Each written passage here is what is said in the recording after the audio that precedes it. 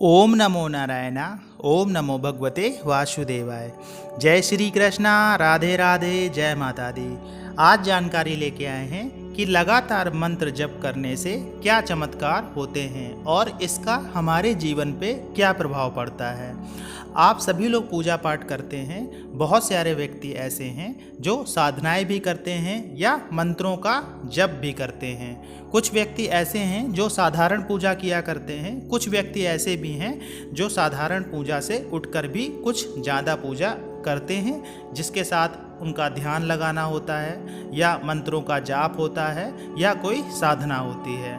तो आज जानकारी लेके आए हैं कि निरंतर जप करने से क्या चमत्कार होते हैं। जब भी हम जप करना शुरू करते हैं तो शुरुआती दौर में हम ज़्यादा जप नहीं कर पाते हैं, जप की संख्या बहुत कम रहती है और हम ज़्यादा जप कर नहीं पाते हैं क्योंकि उसका हमें अभ्यास नहीं होता है। लेकिन धीरे धीरे लगातार जब हम मंत्रों का जप करते रहते हैं तो हमारा उसमें अभ्यास हो जाता है और लगातार मंत्र जप करने से हमें उसकी शक्ति की अनुभूति भी होने लगती है।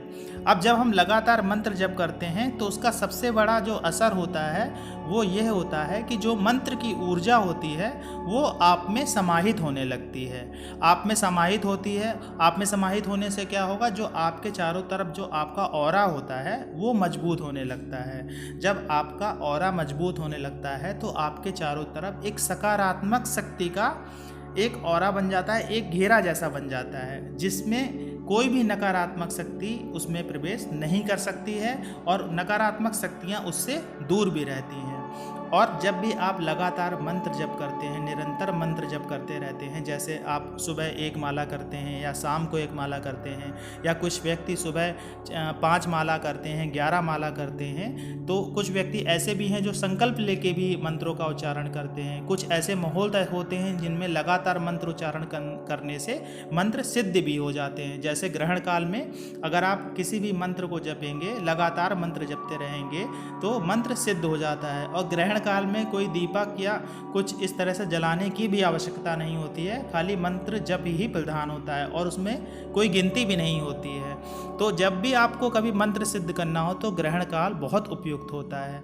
मंत्र वही आपके लिए अच्छे हैं जो आपके इष्ट देव के मंत्र हैं, जैसे आपके भोलेनाथ का मंत्र है ओम नमः शिवाय। बहुत सारे लोग ओम नमः शिवाय का जप करते हैं। तो अगर आप 1.25 लाख मंत्रों का संकल्प लेके जप करते हैं तो मंत्र सिद्धि की ओर बढ़ जाता है और आपको मंत्रों की सिद्धि मिल जाती है। अब बात यह आती है कि अगर हमें मंत्रों की सिद्धि मिल जाती है तो इसका हमारे जीवन पे क्या प्रभाव पड़ता है, और सिद्धि मिल जाती है तो हम कैसे अनुभव करें कि हमें सिद्धियां मिल गई हैं या मंत्र का असर हमारे जीवन में हो रहा है। जब भी हम मंत्र जप करते हैं तो आप मंत्र जप करते होंगे तो आप रुद्राक्ष की माला से मंत्र जप करते होंगे या आप दूसरी माला से मंत्र जप करते होंगे। तो जब भी आप जप करते हैं तो जो आपकी जप की ऊर्जा होती है वो मंत्र के साथ आपकी माला के मनके में चली जाती है और जैसे हम जपते रहते हैं मंत्रों को, वैसे वैसे उसकी ऊर्जा मनकों में समाहित होती रहती है। इसीलिए हम माला से जप करते हैं। जप करने को आप गिनती करके भी जप कर सकते हैं या बिना गिनती किए भी जप कर सकते हैं, लेकिन माला से जप करने का यह प्रभाव होता है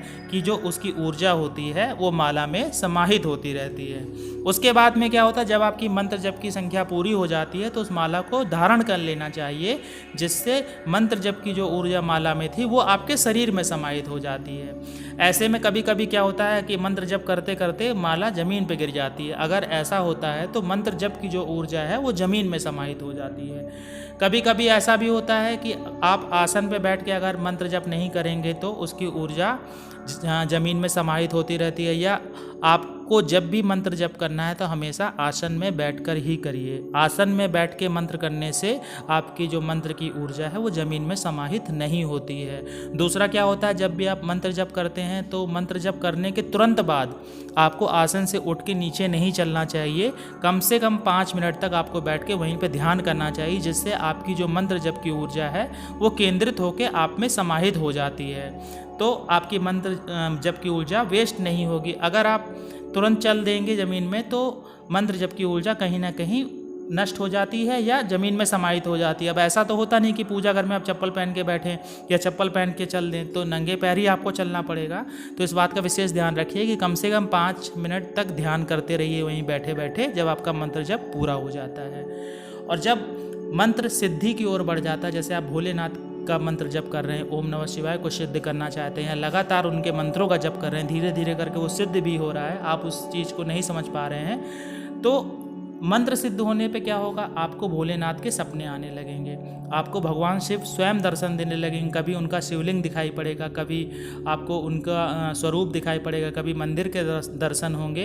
यानी भोलेनाथ से संबंधित आपको जो भी स्वप्न आए या आने लगें या लगातार आने लगें, तो आप समझ लीजिएगा कि आपका जो मंत्र है वो सिद्धि की ओर बढ़ चला है। इसी तरह बाकी भगवान के मंत्रों की सिद्धि भी इसी तरह से अनुभूति देती है। और क्या होता है, आपका मन प्रसन्न रहने लगेगा, आपकी वाणी में एक सच्चाई आने लगेगी, मतलब आप जो कहेंगे उसमें सत्यता होने लगेगी, और लोग आपसे प्रभावित होने लगेंगे।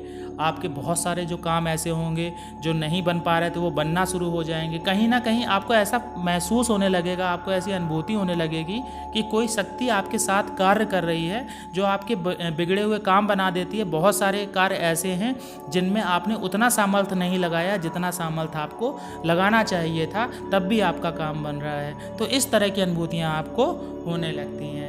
आशा है आज की जानकारी आपको अच्छी लगी होगी। जानकारी अच्छी लगी हो तो वीडियो को लाइक करिएगा, कमेंट्स में जय माता दी, जय श्री कृष्णा, ओम नमः शिवाय लिखिएगा। मिलते हैं आपसे अगले वीडियो में, तब तक के लिए जय श्री कृष्णा।